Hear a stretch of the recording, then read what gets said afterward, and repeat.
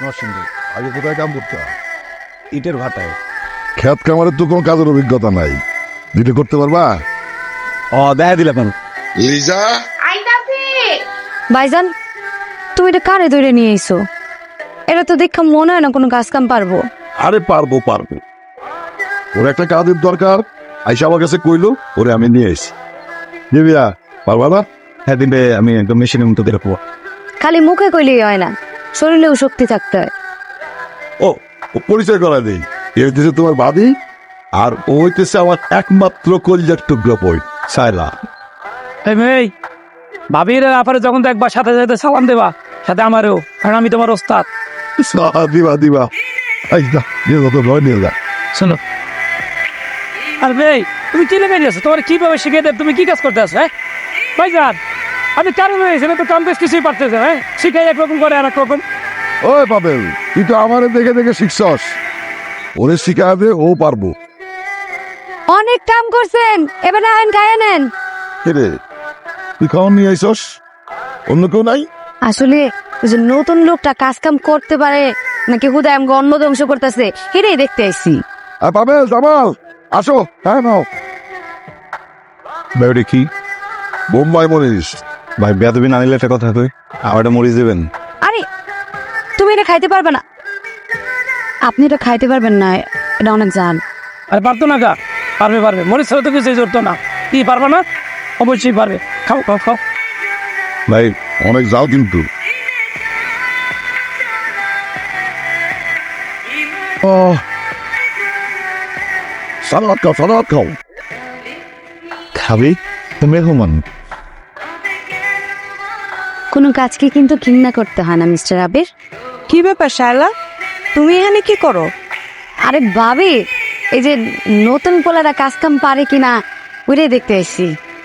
আমাকে বাড়িতে তো অনেক মানুষই কাজ করে, কই কারো কাজ তো কখনো দেখতে আইতে দেখলাম না। ভাবি, আমার মনে হয় কি ভাইয়ের থেকে মনে হয় আপা কাম কাজ নিয়ে একটু বেশি চিন্তা করে।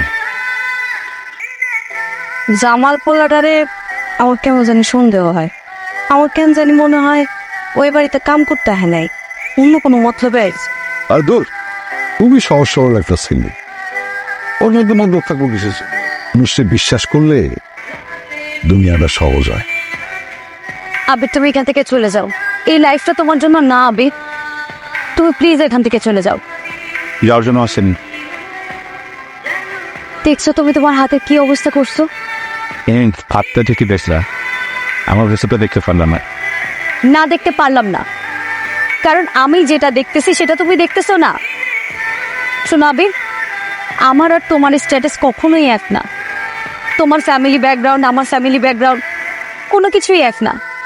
তোমার আর আমার এক হওয়া মানে আকাশ মাটি এক হওয়ার সমান। তাই আমি চাই না যে বামন হয়ে আমি চাঁদের দিকে হাত বাড়াই। বামুন কি চাঁদ কি? শালা, আমি তোমাকে একটা প্র্যাকটিক্যাল কথা বলি, তুমি একটা মানুষ, আমি একটা মানুষ। তুমি এমন একজন মানুষ যাকে আমি অনেক বেশি ভালোবাসি, আর এটা প্র্যাকটিক্যাল, এটা সত্য।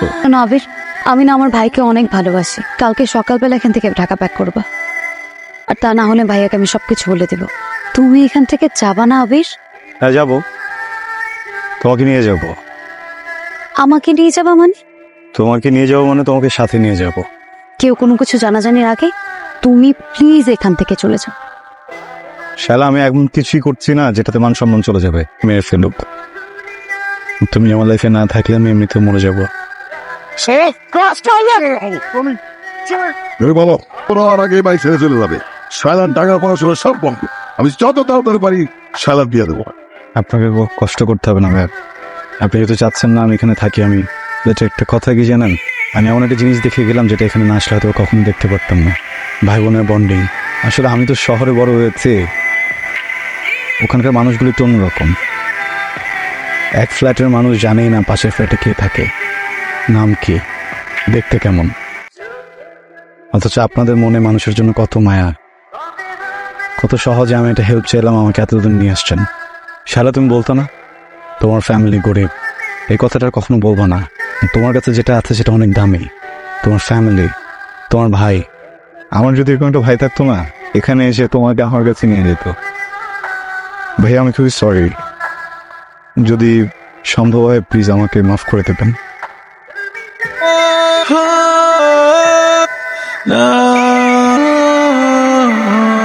তোমাকে কতবার বলছিলাম যে ভাইয়া সবকিছু জানার আগে তুমি এখান থেকে চলে যাও। কিন্তু আমি যদি তোমাকে ছেড়ে চলে যেতাম, আমার বুকের ভেতর যে ক্ষত হতো সেটা তো ওষুধ খেলে যেত না সাদা। আবার ট্যারামি করো না তো। ভাইয়া যদি তোমার উপর আবার খেপে, তোমার কিন্তু এবার রেহাই নাই। আর ভাইয়া কোনো দিনও তোমার সাথে আমাকে বিয়ে দিবে না। আচ্ছা, আমি না একটা জিনিস বুঝি না, একটা ছেলের ফ্যামিলির যখন কোনো কিছু না থাকে তখন ওই ছেলেটাকে বিয়ের জন্য যোগ্য মনে করে না মেয়ের ফ্যামিলি, তখন বলে না এই ছেলের কাছে মেয়ে বিয়ে দিব না। একটা ছেলে যখন অনেক কিছু থেকে যায় তখন সেই ছেলেটাকেও যোগ্য মনে করে না, বলে এই ছেলের কাছেও মেয়েকে দিব না। মেয়েকে তাহলে দিবে কার কাছে আমাকে বলো?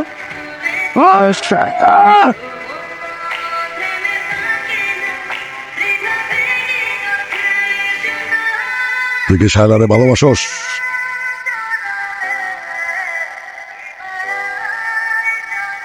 বুঝতে তোস কিন্তু আরে একদম কবজে করলো ফেলা দেবো। শায়লারে ভালোবাসোস?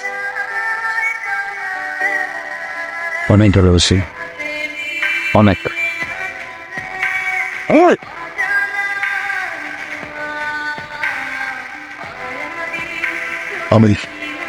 আমি তোকে ভালোবাসার কাছে হাইরা গেলাম।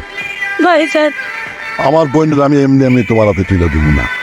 তোমার বাবা আমাদের খবর দাও, তারা যদি রাজি থাকে আমি দুমদাম করে আমার বোনের বিয়ে দিবি।